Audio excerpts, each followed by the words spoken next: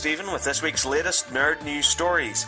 First up tonight, fans have got their first look at actual footage from Star Trek Into Darkness.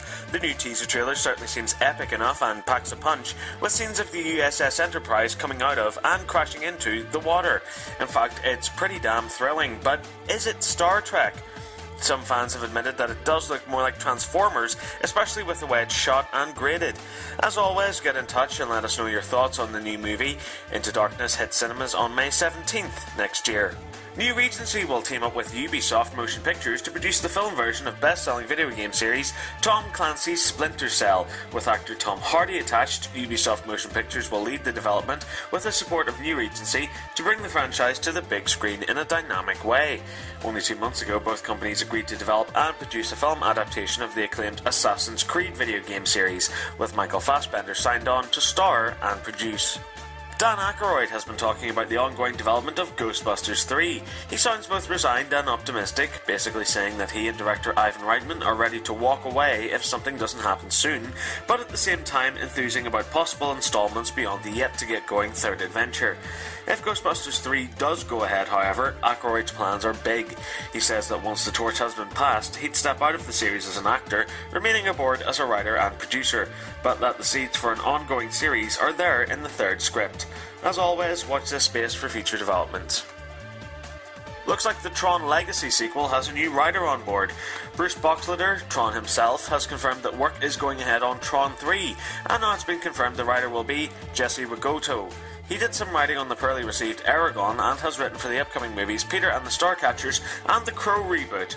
So long as Joseph Kosinski and Daft Punk are back, we'll stay excited for another Tron movie.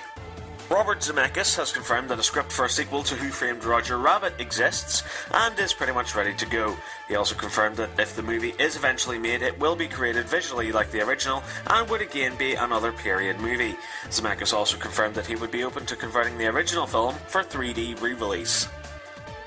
Patrick Stewart, Ian McKellen and Hugh Jackman are to return in the new X-Men movie Days of Future Past, and now it's being reported that Halle Berry and James Marsden, among others, could also be returning. The complex storyline involves time travel, alternate timelines and a dystopian future, and as such it was expected that we could see some original X-Men returning. Days of Future Past will be directed by Bryan Singer and opens on July 18th, 2014. Christopher Nolan has refused to rule out some sort of involvement in the future Justice League movie. The Batman filmmaker was asked if he will be taking on a Joss Whedon-like role for Warner Brothers for the forthcoming feature film, but he failed to deny it in his response. Speaking of The Avengers 2, writer-director Joss Whedon has officially turned in his outline for Marvel's The Avengers sequel.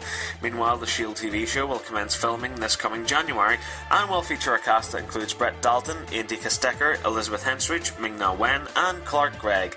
Whedon himself will direct the pilot episode. Marvel's The Avengers 2, meanwhile, will hit cinema screens on May 1st, 2015.